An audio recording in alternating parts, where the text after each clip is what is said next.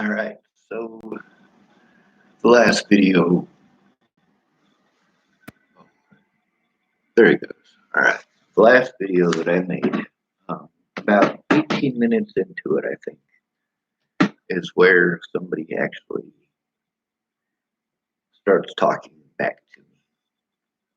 Now, that lady, not only did she talk back to me, and I'm not talking like talking back as in getting an attitude, but she spoke to me like I'm a human being. I like that.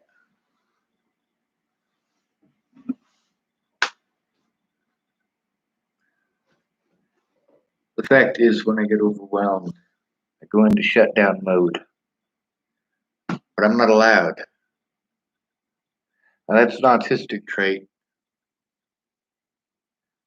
and it's not one that I particularly enjoy. I remember when I was in high school, um, I remember a few fights. I always hated fighting, always. Now, I was at one point in time very good at it. Now, as an adult, I'm pretty small and got a pretty screwed up back, so my ability to defend myself now is pretty much non existent. All I can do is take it. I can't even run away. I just have to take the abuse. So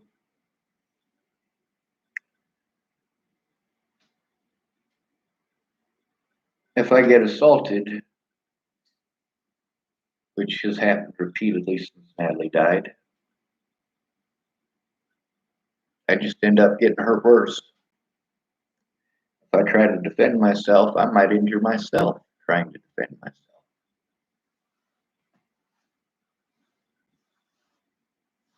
Making hundreds and hundreds of phone calls, people saying, "You need help, you need help."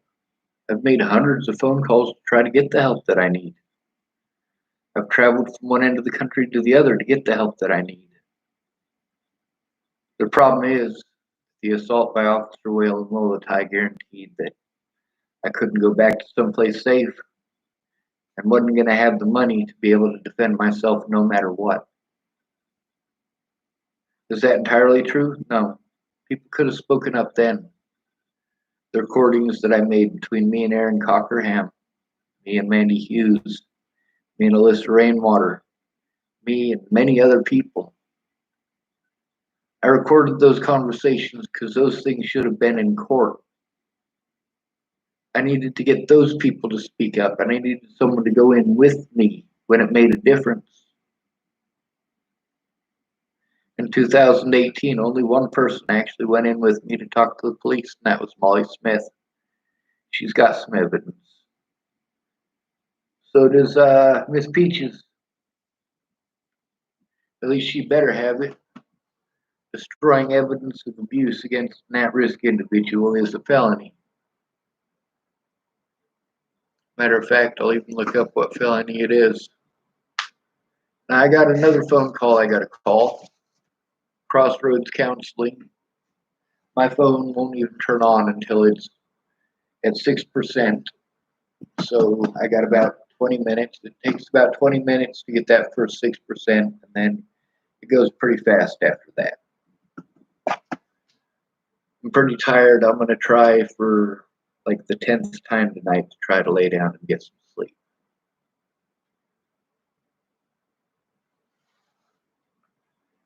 The thing is, I admit that I broke the law. No reason not to admit it, it happened.